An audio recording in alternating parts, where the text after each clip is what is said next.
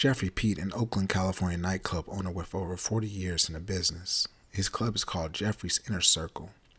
An Oakland native who attended Bishop O'Dowd in Oakland, California, he, alongside John Ivy, another nightclub owner, built establishments where African Americans felt like royalty. You would leave the gritty, hard grind of work and microaggressions of racism in our world and transform into a world of your own. As you walked into Geoffrey's red stairs, you go upstairs and the walls are lined with African American elite, Barry Bonds and movie producer Gordon Parks, Muhammad Ali, Deion Sanders, and Paul Mooney, the great comedian. The dress code was strictly enforced. You had to wear suits and look on point to get in. So you went out and got your suit tailored and Stacey Adams to represent with class. Geoffrey's is a place where you feel inspired, the music is bumping, and you get a taste of history and now purpose that you're making and follow the blueprint of greatness. Then you walk past in that hallway. It was more than a nightclub and looking at fine ladies. It was about our culture, and you have a standard to hold. Black excellence and business deals and networks were on display. When I walked in Geoffrey's, I wanted to own a club by the way Geoffrey carried himself and dressed, looked good in pinstripe suits. I went on entrepreneurship because of Geoffrey with my own companies. Geoffrey, the service was just right in an atmosphere of happiness and love. Geoffrey was a place that African American politicians were strategizing in this place. It was like a private club and transforming in a time that you felt you were in Harlem in the 1930s with Bumpy Johnson's, but in Oakland. Geoffrey's very involved in community and being a positive image of success for the community to look up to. Geoffrey Pete is the kind of public figure who is easily shrouded in mythology. He has been described as a power broker, kingmaker, and city boss. He endorsed city council candidates he believed in instead of candidates that are popular with his patrons. He used his club as a venue for press conferences and regularly alienating potential patrons who happen to be at political odds. Pete's story is one of many that make up a legacy of organized black political power in Oakland. His adulthood was forged in the radicalism of the 60s, and he assumed a lifestyle of political engagement as a matter of course.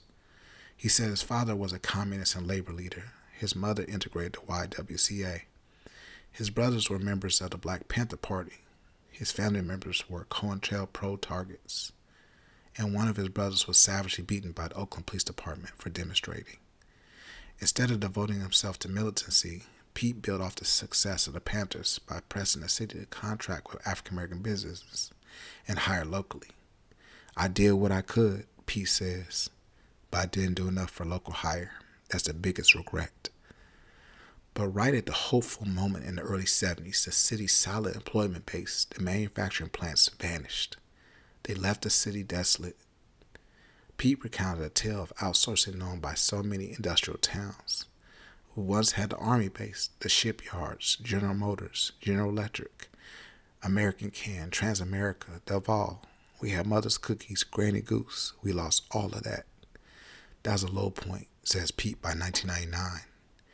When Jerry Brown, former governor, was elected, many welcomed the end of what they perceived to be an era of corruption by a predominantly black administration.